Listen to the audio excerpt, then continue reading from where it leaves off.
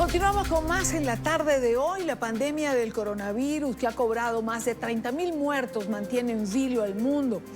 En medio de este escenario, el gobierno interino de Venezuela busca medidas que frenen el avance del COVID-19. A través de un video, Juan Guaidó convocó a todas las fuerzas políticas a la conformación de un gobierno de emergencia nacional para atender esta pandemia, para salvar a Venezuela de lo que él ha llamado una catástrofe humanitaria sin precedentes. Lamentablemente todo indica que nuestra situación se va a agravar debido a la destrucción de nuestro país, la emergencia humanitaria, la destrucción de la industria petrolera y con ello los ingresos de Venezuela. En las próximas semanas, Venezuela podría ser el país con más infectados de la región. La dictadura jamás lo va a reconocer y buscará ocultar cifras, la tasa de contagio, los enfermos graves y los problemas que enfrentamos podrían ser mucho mayores por la escasez de agua, de gasolina, de comida, de gas o simplemente energía eléctrica, haciéndonos más dura nuestra ya complicada realidad, cotidianidad. No es opción decidir entre morir del virus o de hambre, debemos vivir con dignidad y por eso vamos a pensar alternativas. Esto debe llenarnos de profunda preocupación y entender que no se tratan de números, son seres humanos, entre los cuales pueden estar tú, yo o cualquiera de nuestros familiares. Todos rogamos que sea un escenario que no llegue, que se descubra el tratamiento a tiempo, que la vacuna llegue antes de que esto sea demasiado tarde, pero lo responsable es prepararnos para afrontar, para contener y mitigar el impacto del COVID-19 en Venezuela. Tras las declaraciones del presidente interino, Juan Guaidó, hoy se ha podido conocer de la desaparición forzosa de 2 miembros de su equipo. El asistente del gobierno interino, Rafael Rico, denunció esta desaparición en un video que compartimos con ustedes. Venezuela, mi nombre es Rafael Rico, soy parte del equipo del presidente Juan Guaidó. En horas de la mañana se llevaron secuestrados a 2 personas del equipo mientras salían de una residencia en La Tabona y hoy desconocemos su paradero. Gracias a Dios yo no me encontraba en el sitio, estaba en otro lugar, estoy salvo, estoy en resguardo. Quiero hacer este video para denunciar la desaparición forzosa de Víctor Silio y Rómulo García. Nicolás Maduro y los usurpadores son responsables de su integridad física. ¿Dónde están? ¿Cuál es el miedo? A que seguimos firmes, de frente y no nos vamos a rendir nunca. Fuerza Venezuela, que estamos cerca de lograrlo. Para hablar de esto y de muchos otros temas que tenemos en la agenda de la entrevista, está con nosotros el presidente interino de Venezuela, Juan Guaidó. Presidente, buenas tardes, gracias por acompañarnos. Buenas tardes, Yania. Saludos a los que nos escuchan, sintonizan y por la oportunidad. Como sabes, la censura en Venezuela no permite que este canal se transmita en nuestro país, pero es una gran ventana para comunicar, informar lo que está pasando en Venezuela y poder articular esfuerzos para colaborar con la emergencia en nuestro país. Así es, presidente, pero mucha gente se conecta a través de nuestras plataformas digitales y puede tener acceso a la información de NTN 24. Primero, me gustaría preguntarle qué se sabe de estas personas de su equipo que fueron secuestradas el día de hoy. ¿Por qué se las llevan? ¿Esto es cobrándole quizás su mensaje de ayer? Mire, recordemos que Roberto Marrero, mi jefe de despacho, está secuestrado hace más de un año.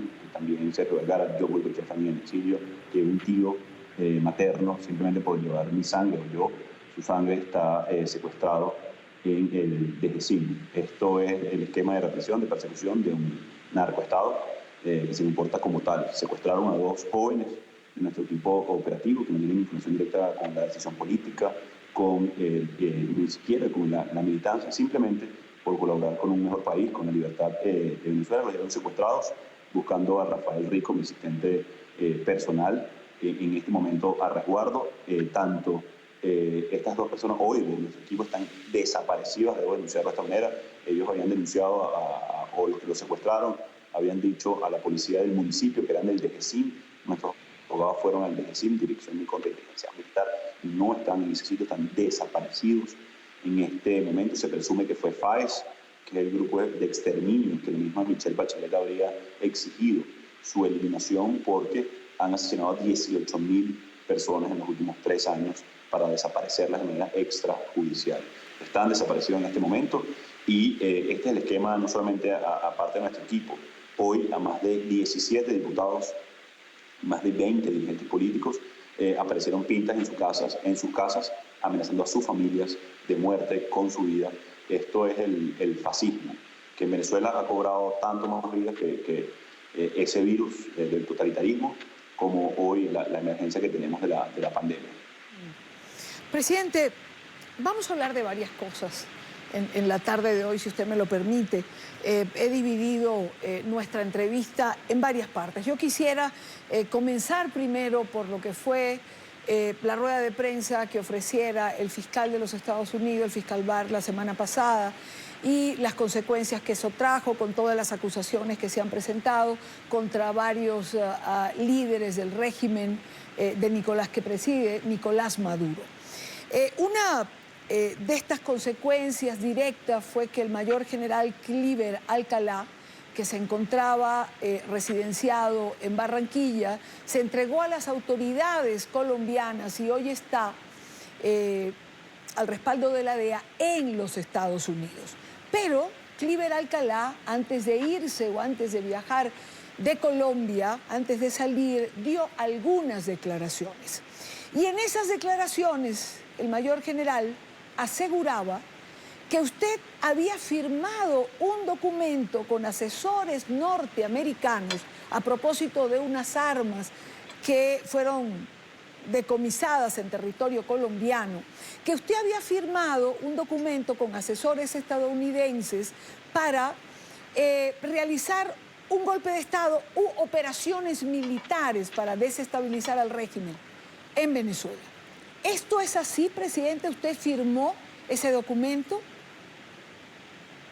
Gracias por la pregunta, Diana. Como sabe, bueno, soy diputado electo 2 veces, presidente encargado, presidente del Parlamento en nuestra lucha en el marco de la Constitución, desde absolutamente civil todos nuestros años. No hemos firmado ningún documento de ese tipo.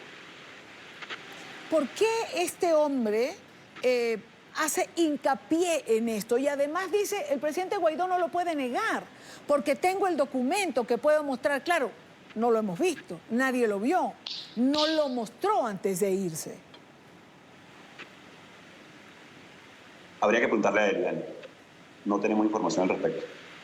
¿Tiene usted o ha tenido información en algún momento de movimientos o conspiraciones o planes de los militares venezolanos que se encuentran en Colombia para actuar de esta forma en territorio venezolano?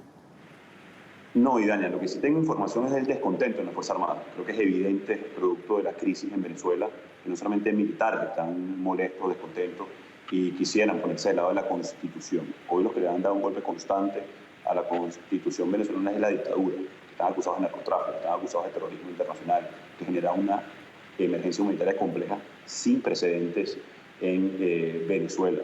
Por supuesto, hay un vasto descontento, lo vimos el 30 de abril del año pasado, lo vimos con los militares en Cúcuta, con los sargentos de Cotiza.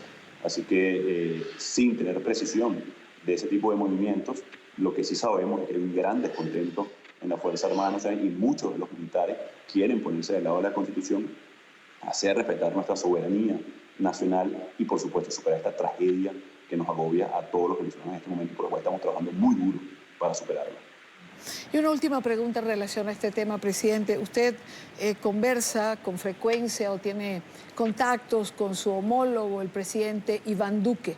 ¿Han conversado en relación a esto en los últimos días? Hemos conversado con respecto al COVID, la emergencia humanitaria compleja y, por supuesto, la acusación de narcotráfico en contra de Nicolás Maduro. Esto es un tema, no digamos sin trascendencia, pero que no tiene ningún asidero en este momento, dado la emergencia, dado la situación y dado lo que ha sido el actuar y el accionar del gobierno encargado todos estos años.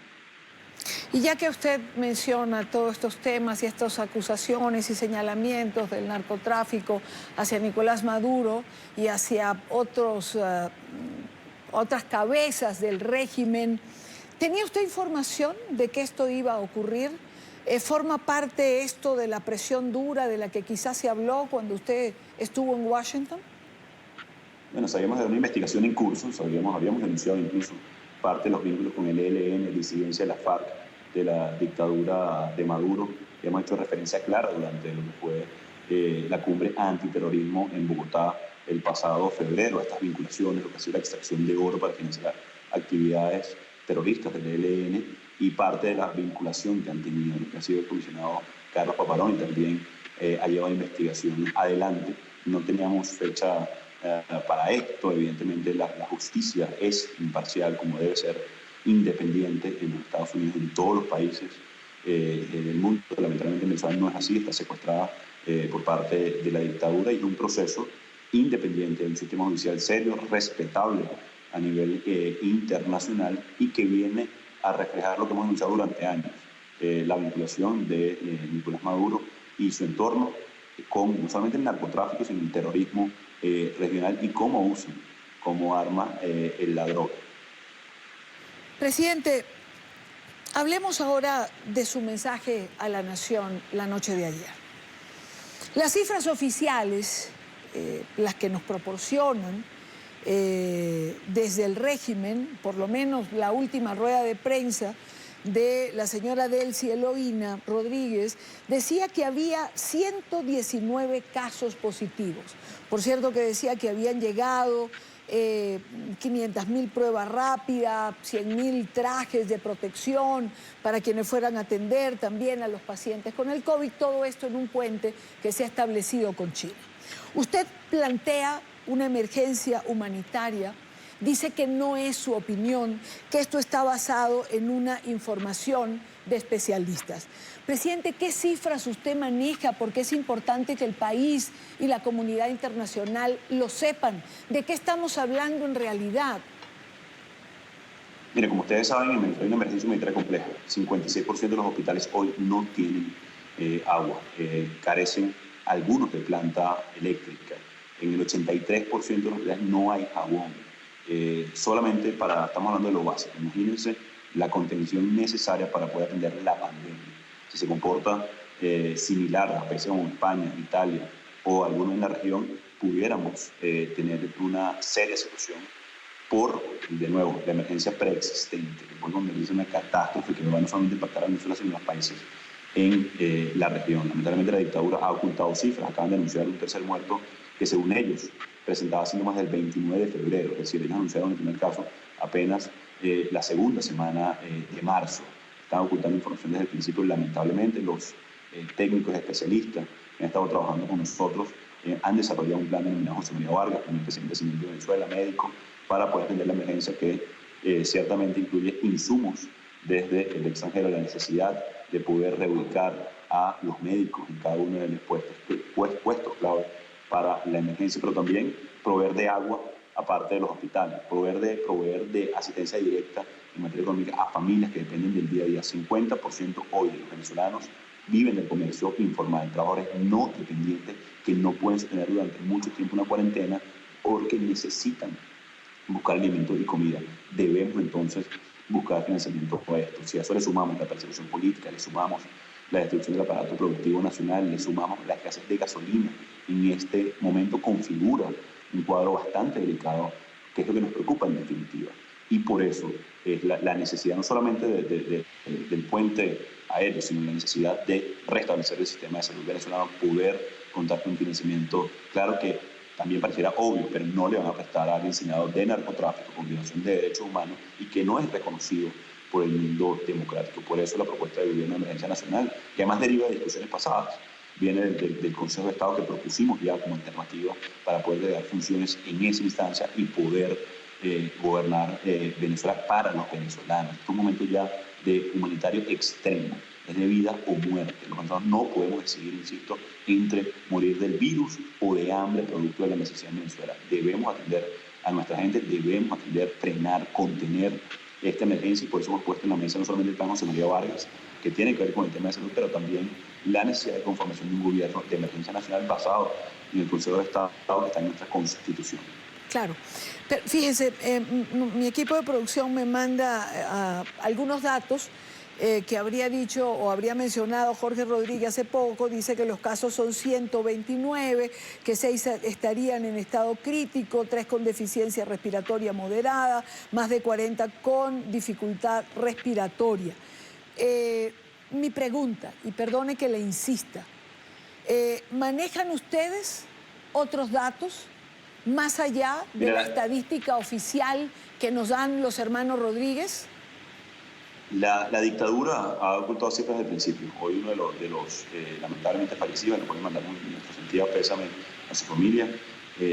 Dicen que tenía síntomas del 29 de febrero, cuando fue aproximadamente el 12 o el 13 de marzo que anuncian el primer caso detectado en Venezuela. Nosotros el 19 de marzo tuvimos información interna de un ministerio donde ya anunciaban 200 casos para ese momento, 19 de marzo, hace aproximadamente 10 días. Lamentablemente el seguimiento a esto, el secuestro que han tenido, la persecución incluso a periodistas, Darwinson Rojas, por ejemplo, todavía secuestraron a Beatriz Rodríguez del diario La Verdad de Vargas. Hacer el seguimiento ha sido muy complejo producto de la persecución. Han optado el esquema totalitario de ocultar información en este momento a los venezolanos, por lo cual el observatorio que montamos se ha estado afianzando en buscar información, pero el seguimiento ha sido complejo de nuevo por la persecución. Hace 10 días la información por fuente interna de uno de los ministerios de la dictadura hablaba ya de 200 casos en ese momento. Presidente, por segunda vez está usted en una coyuntura, por decirlo así, donde la ayuda internacional sería un gran alivio para los venezolanos. El COVID-19 nos plantea o nos hace recordar la circunstancia de febrero del año pasado. En ese momento no se logró ingresar la ayuda humanitaria. ¿Usted cree que pueda haber alguna variable en esta oportunidad? ¿Usted cree realmente que logremos concretar algo distinto esta vez?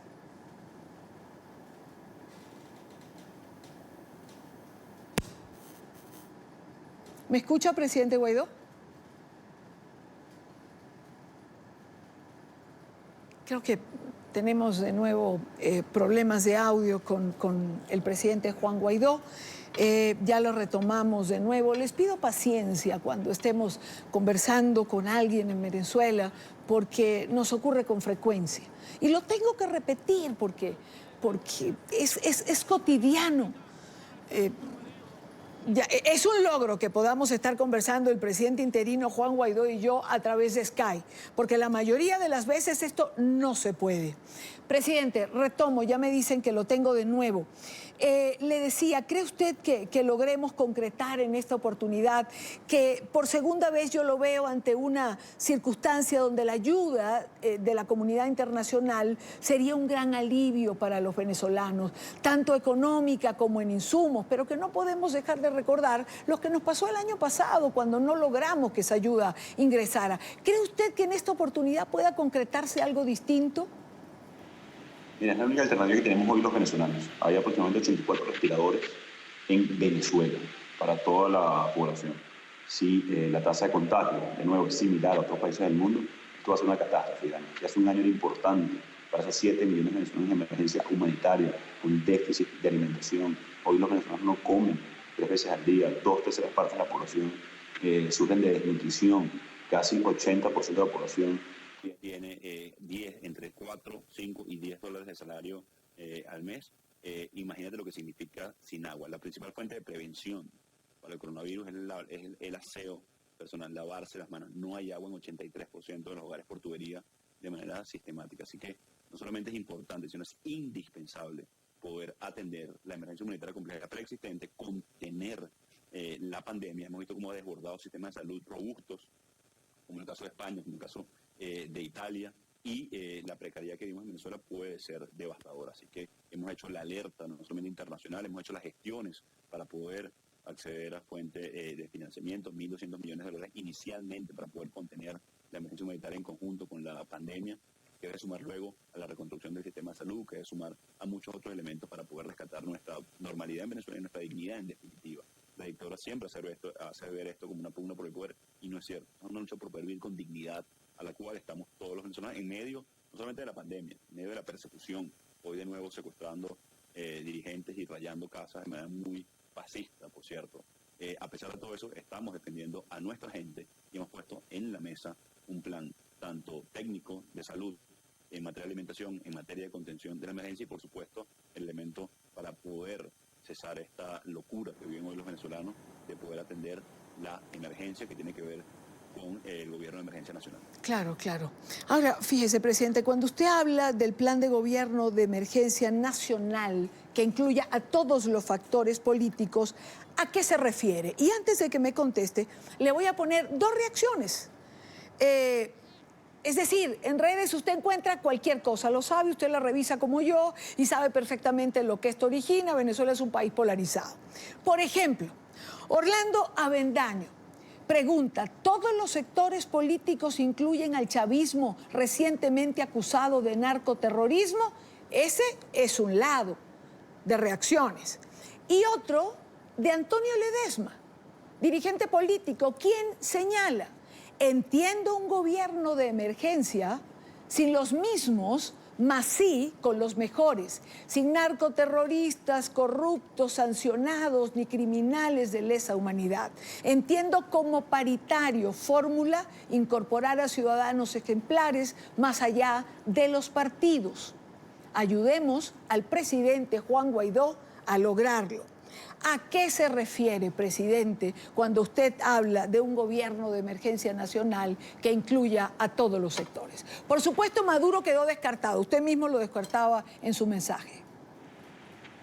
Bueno, y ahí se responde la primera respuesta. Y lo decía también ayer, mira, Evidentemente, nosotros hace un año hablamos de la ley de garantías, por cierto, para todos los que escuchan del lado de la Constitución. Esto no prevé, por supuesto, violadores de derechos humanos, narcotraficantes, terroristas. También lo dejamos muy claro ayer en la comunicación y en el comunicado, pero sobre todo en la acción política. Hoy hay una situación de emergencia extrema en Venezuela. Estamos en el borde de una catástrofe humanitaria porque tenemos una condición de emergencia humanitaria compleja preexistente. El objetivo nuestro siempre ha sido poner en el centro de la política a nuestra gente, a los venezolanos, a los que quieren regresar al país, a los que quieren volver a abrazar a su familia, a los que quieren rescatar la normalidad, a los que quieren rescatar a Venezuela. Hoy hay una pequeña sutileza, y Daniel, no hay un país polarizado, hay una inmensa mayoría de venezolanos que queremos atravesar esta emergencia, esta pandemia, recuperar nuestra normalidad, poder tener de nuevo a nuestra Venezuela de cara al futuro y al progreso. Para eso necesitamos de todos, no solamente hoy los que piensan igual, los que pensamos igual, y los que nos están apoyando en este momento, de todos. Hablo de las Fuerzas Armadas, hablo de los pocos hoy que no tienen vinculación evidentemente con narcotráfico, terrorismo ni violación de derechos humanos, que deban ponerse del lado de la Constitución. Esto no solamente va a tener apoyo local, esto también va a tener apoyo internacional.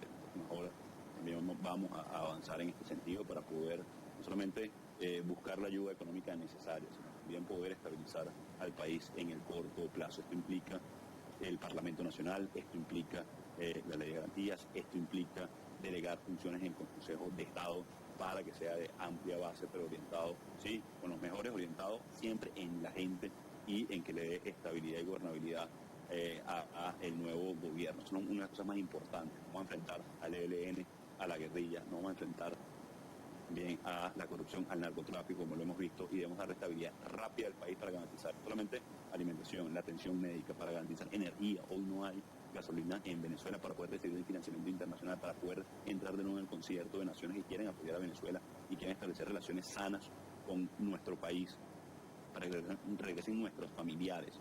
Siempre el objetivo muy claro. El mecanismo hoy ha sido la presión, ha sido esta información, ha sido la acusación, ha sido el TIAR, ha sido la protesta como la del 10 de marzo recientemente multitudinaria en Venezuela, ha sido haber construido mayoría en el Parlamento Nacional. Todo esto tiene un hilo conductor. Hemos planteado una estrategia al país, y no solamente al país, a nuestros aliados.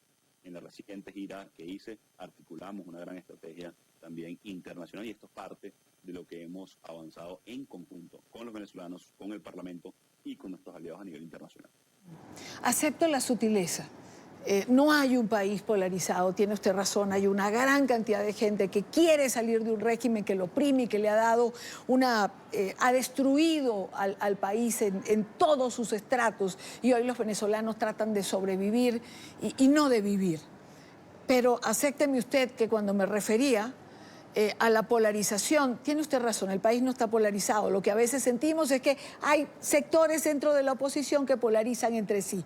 Eso nos confunde a veces, pero no nos vamos a detener en eso.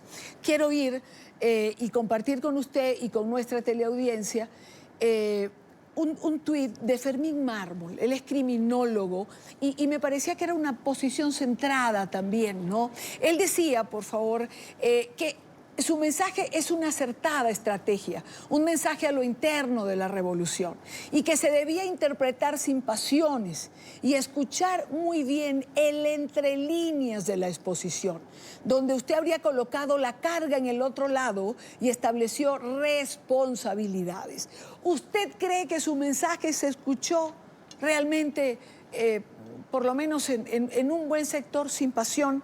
Que la gente es capaz de entender que usted no está diciendo que formen un mensaje o un gobierno de emergencia donde esté Diosdado Cabello o Padrino López, pero es en un gobierno de emergencia, pues habrá chavistas que tendrán que estar allí. Ahora, ¿cómo escogerlos, presidente? Es decir, ¿a qué chavistas usted le daría cabida en un gobierno de emergencia?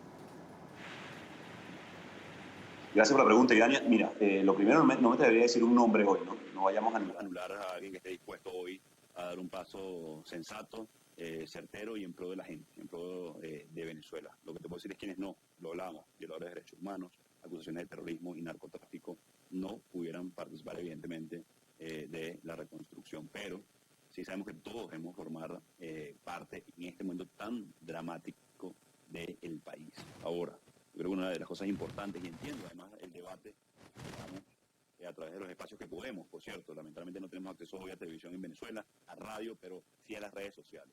Ahí mi gran llamado es hacerlo de manera constructiva en este momento. Creo que hemos tenido una estrategia, hemos recogido, hemos construido esas capacidades de las que hablé hace un año a nivel internacional, el respaldo de los países del mundo, de nuestros aliados, de nuestros vecinos, de movilización, como lo vimos el 10 de marzo, a pesar de que creíamos que era casi imposible volver de esa manera a las calles. Tenemos una estrategia, tenemos un plan, lo hemos ejecutado en los tiempos que hemos logrado construir la capacidad. Hoy, en este momento, yo siento la ansiedad de nuestra gente, yo siento el dolor de los que hoy no saben. Si ya era complicado saber qué vamos a comer al día siguiente, si ya era complicado saber si vamos a tener agua, imagínate en medio de una pandemia. Debemos abocarnos a atender esto. Hay un plan bien específico que incluye asistencia directa a venezolanos, que incluye los insumos necesarios para contener la pandemia y atender la emergencia humanitaria compleja, la estabilidad necesaria para recibir energía constantemente, para que se restituya los servicios públicos en Venezuela. Todos sabemos que mientras esté el dictador ahí es imposible. ¿Quién le prestaría a un malapaga? ¿Quién le prestaría a un narcotraficante? Creo que es evidente, es obvio. Y estoy seguro, y Daniel, además que ha sido escuchado el mensaje que ha sido escuchado en el entorno. Capaz hace un año, cuando hablábamos, por ejemplo, de la ley de garantía, era inverosímil para algunos en ese momento. ¿Por qué? Porque, bueno, se sentían soberbios, se sentían fuertes hoy, que saben que tenemos la mayoría, que la estamos ejerciendo, que la vamos a ejercer, que vamos a llegar hasta donde sea necesario por proteger a nuestra gente, que tenemos el respaldo internacional, que tenemos la legitimidad, la posibilidad de articular soluciones y también conseguir financiamiento de nuestra gente, de desbloquear o, mejor dicho, de recuperar todo el dinero que se robó la dictadura e invertirlo en recuperación de Venezuela, que nuestra dignidad esté intacta, ir hacia una elección presidencial y una vez atravesemos la pandemia y la emergencia, que nos termine de colocar en la senda de la productividad, de que regresen las empresas privadas a Venezuela a invertir, a generar empleo. Yo creo que eso ya hoy no hay duda, hay un consenso nacional, incluso para los pocos que quedan sosteniendo hoy a la dictadura. Y perseguirme, a mi familia, a mi entorno, a las personas que trabajan conmigo, no va a funcionar. Ya también lo hemos demostrado, que a pesar de que hoy está nuestro entorno cercano, secuestrado, torturado, vamos a seguir muy firmes, orientados en atender a nuestra gente, que definitivamente regrese la democracia en Venezuela y a sanar las heridas. Como vamos a sanar esta pandemia, como está en nuestras manos poder levantar a todo un país, como está en nuestras manos seguir unidos, movilizados y enfocados en el futuro de Venezuela. Esa es la clave. La dictadura está derrotada. Pesa sobre ella o sobre Maduro un enjuiciamiento por narcotráfico, que asuma su responsabilidad. Durante años dijeron que habían asumido la responsabilidad en algún momento, que asuma su responsabilidad. Los que están en su entorno van a seguir acatando la soberbia de 3 o 4 personas que nos han arrastrado error tras error. Que piensen en sus familias, en nuestras familias, en el futuro de nuestro país. Yo estoy seguro, Daniel, que vamos a atravesar esta emergencia, que vamos a superar esta tragedia, que vamos a lograr la persecución a la prensa escrita y a la prensa en general en Venezuela, que ha sido perseguida para ocultar la verdad. Es una muestra más de la deshumanización de la dictadura, de cómo han banalizado el mal, utilizando la expresión de Hannah Arendt, que es un poco lo que hay hoy en nuestro país. Creen que son números los presos políticos, son familiares, creen que son números las víctimas, no solamente hablando del COVID, porque aquí también la solidaridad es con los pacientes hoy de cáncer, los pacientes renales que no tienen hoy cómo hacerse la diálisis o conseguir el tratamiento de quimioterapia a los pacientes oncológicos.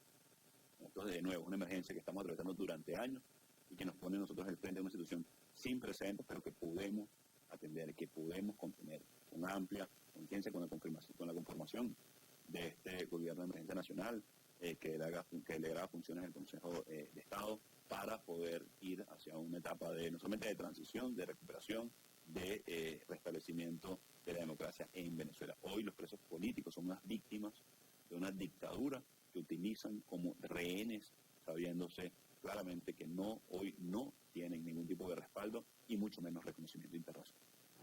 Y no lo quiero despedir, presidente, sin hacerle esta última pregunta. ¿Qué le decimos a quienes piensan que nos quedamos solo en palabras y en buenas intenciones? Que son años de lucha, que se ha puesto, yo creo que alma, corazón y vida, esa frase le cabe a los venezolanos en estos más de 20 años, pero ¿qué les decimos, presidente, cuando nos dicen que no va a pasar de un planteamiento más el que usted está haciendo con este mensaje que elevó a la nación el día de ayer?